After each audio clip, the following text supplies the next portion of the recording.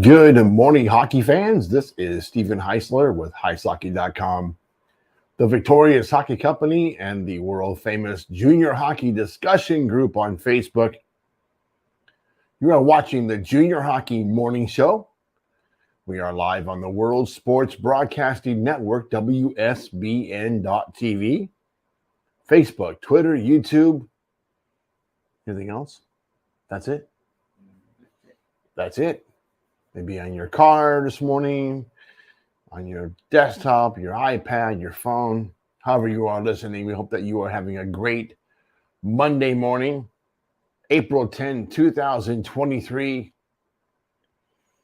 On Monday, this will probably be the last week. I think next week we'll go into a normal cycle. We'll probably preview all 2, 4, 6, 8 playoff matches next week and call that our Monday show.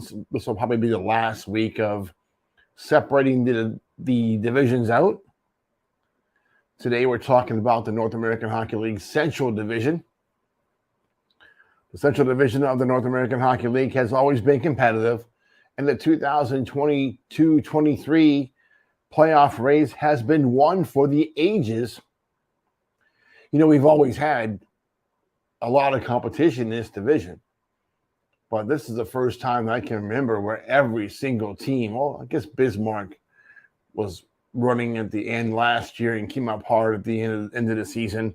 So maybe 2 years in a row, we've had just an absolute rush to make those final playoff spots. And this year is certainly in the same race.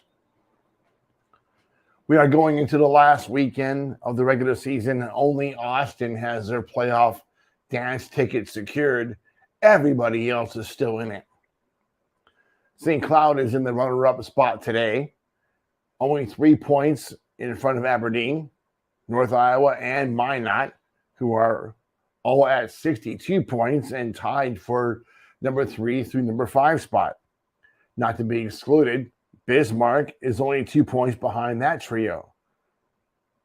Simply said, everything is on the line this weekend.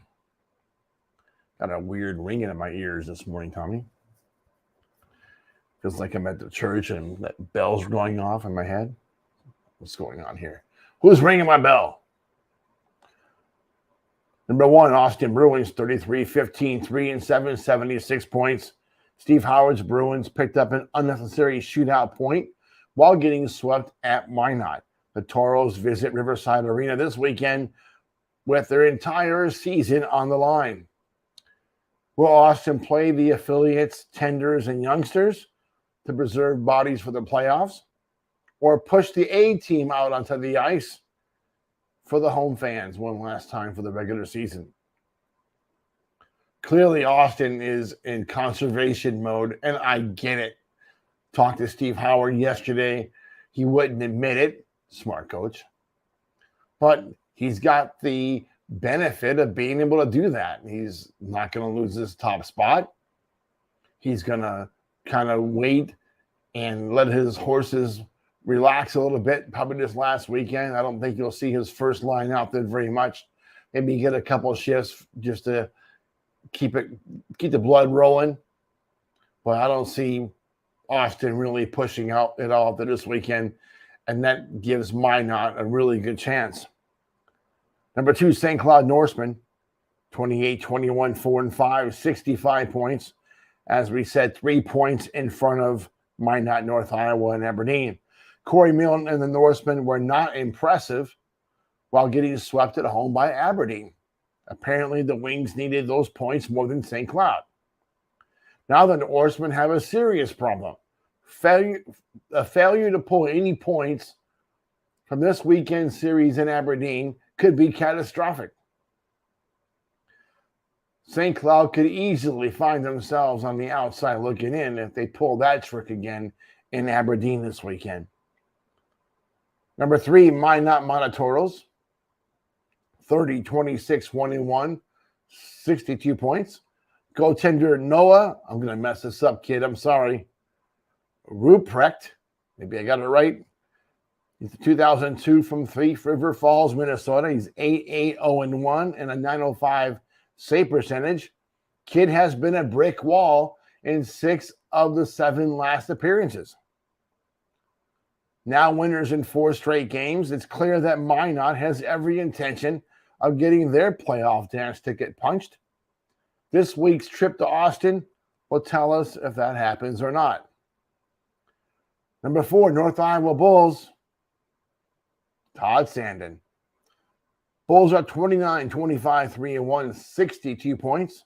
Todd Sandin's Bulls are winless in the last 4 games, all against Bismarck, after earning just an overtime point while getting swept at home by the Bobcats.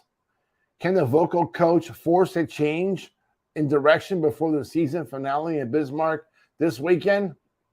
I don't know. Looks like the Bismarck boys are ready to go home. We're going to find out this weekend, won't we?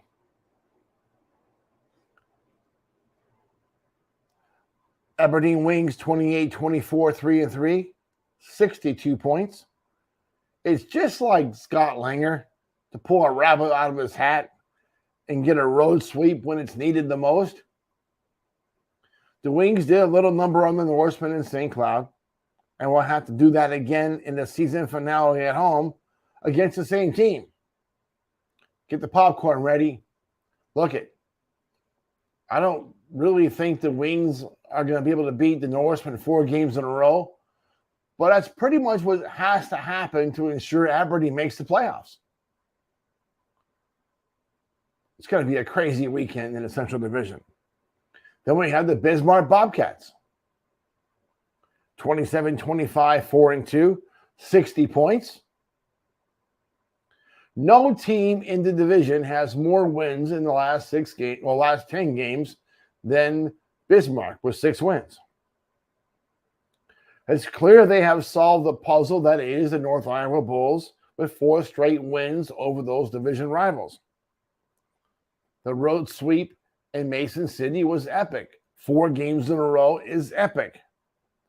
But all that hard work goes to waste if the Bobcats can't extend that hot streak when the Bulls visit this weekend. It doesn't get any crazier than the Central Division. Really, this weekend, every single game has tremendous importance.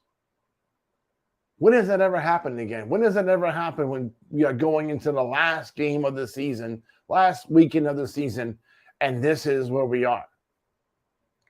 It's amazing. Love it. Love the Central Division. We talked earlier in the year about the Midwest being close to being competitive. Maybe knocking on the door of the Central Divisions, but that has not happened. The Central group has certainly pulled away from the pack again and turned in an epic season at the end where it counted the most. Who's going to advance out of this group? It literally can be anybody. Whoever finishes in that top 4, the hot goalie can make a run and take the series. Take the opening round, take the championship final. I remember a couple years back when Minot was the 4 seed, I believe, or 3rd or 4 seed, ended up going to the finals. That was with Marty Murray and Jake Rosenbaum on the roster. That was a good hockey team. That can happen again. Lane Sadevi and the Bobcats are red hot. They could end up representing the Central Division. Whoever it is will have to be considered the favorite considering all the competition they have to face on a regular basis within the division. Epic. You want to have your kid develop and be a really good hockey player down the line? College coaches like players from this division because there are no easy nights. There are no Danbury hat tricks. There are no Corpus Christi ice rays. That's a big deal. All right, folks. That's it for today. I hope that you get your morning coffee. Tommy didn't make mine this morning. What's up with that, kid? How come I don't get any coffee this morning? What happened? I'm tired. Well, you know what? Coffee is a good way to wake us up.